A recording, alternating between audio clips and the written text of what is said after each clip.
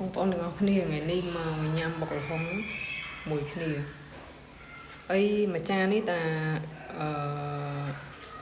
6000ទេតែច្រើនណាស់នៅខាងខ្ញុំនៅខាងភេជ្ជ័យនេះច្រើនមែនតើញ៉ាំអត់ចង់អស់ទេតែបើត្រឹម2 3នាក់អីល្មម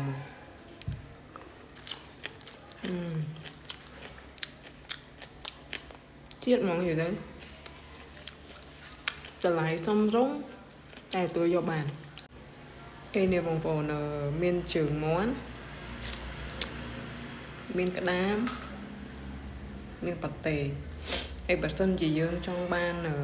ជើងមាន់ឬមកក៏ក្តាមឬមកក៏ប៉ាតេច្រើនអញ្ចឹងគឺយើង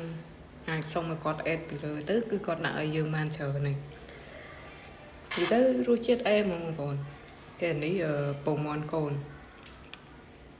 បានដាក់មួយគ្នាគឺថា the best ហ្មងពីម៉េចណា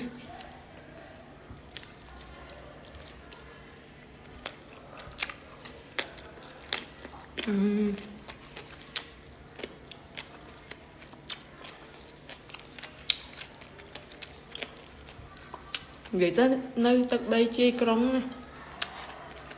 តែរសជាតិនិយាយមែនយកបានហ្មងគឺតម្លៃសមរម្យទៀតអរគុណច្រើន